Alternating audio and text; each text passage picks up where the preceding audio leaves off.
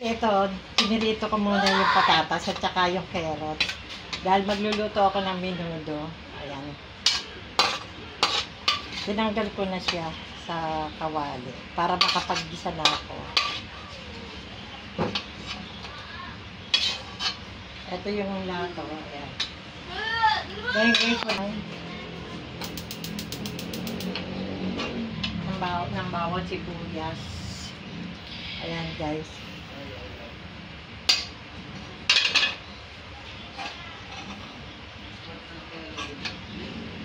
Unahin muna natin ito sibuyas.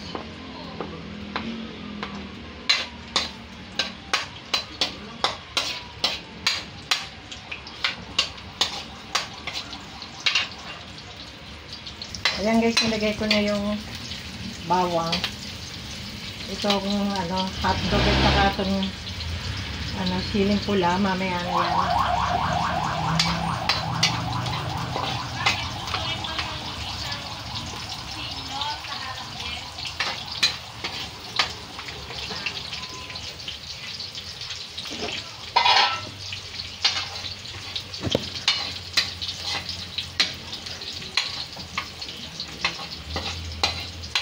Medyo lutuin muna natin ng konti itong sibuyas saka yung bawang para mas mabango.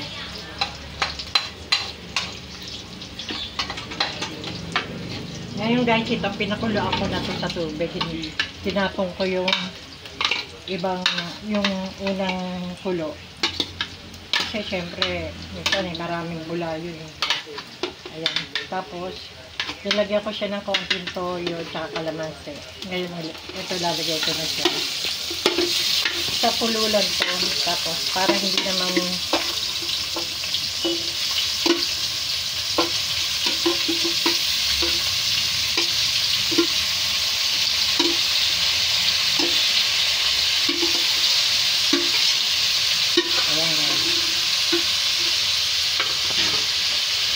tapos sasangkutsahin ko muna ito.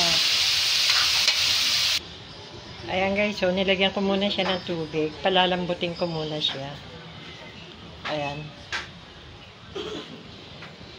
Alam mo naman ang baboy, hindi naman kailangan agad-agad lagay yung mga sahog kasi hindi pa siya malambot. Kaya amsa muna maluto siya. Mamaya ko na ilalagay itong tomato paste at saka yung iba pa sahog. Tsaka meron nga pala ako dyan na rino. Mamaya na rin yun. Pagka medyo malambot na itong baboy. Ayan guys, malambot na yung baboy. Ayan. Lagyan ko siya ng oyster sauce. Saka nilagyan ko na rin siya ng itong tomato paste. Dadagdagan ko na lang din.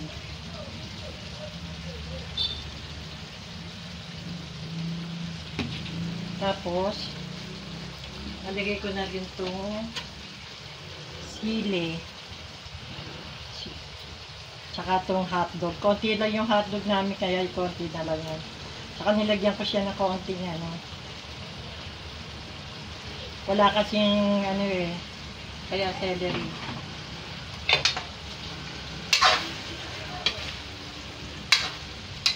Papabango yan ang menudo eh. Ayan. Kaya natin siya pa ng konting, pagkatapos nito lalagyan ko pa siya ng konting tubig kasi matutuyo siya eh. At saka lalagyan na rin natin itong rino dahil wala kami atay. Hindi ayaw sa amin kaya rino nilalagay namin.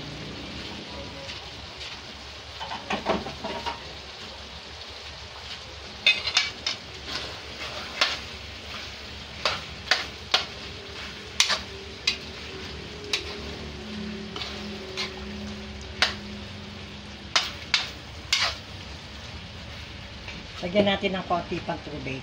Sandali. So, lagyan siya ng konti. Kasi masarap ang sarsa eh. Pakukuluin. At least may ano na yan. Ayan.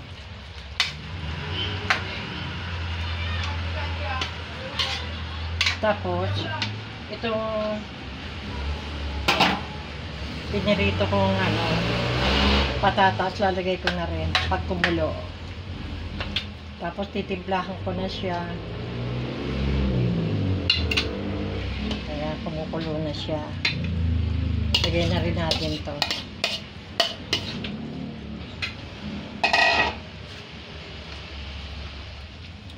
Ayan guys.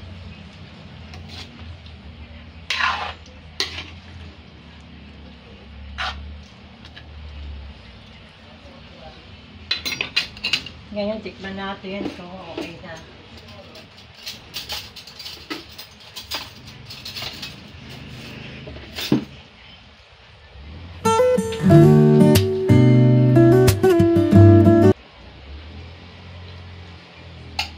Okay na.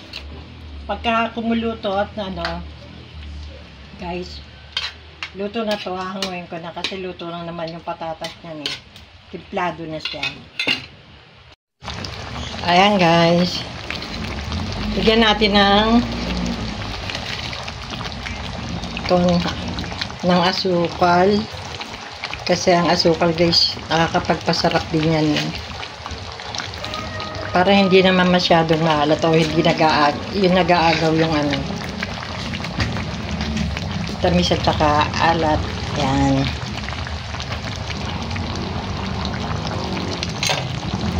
Okay na yan.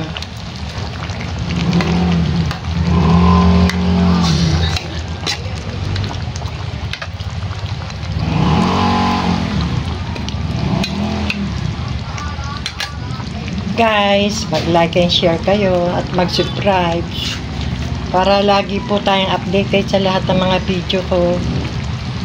Ayan guys. Sipagan ko na po ngayon magluto. Thank you for watching.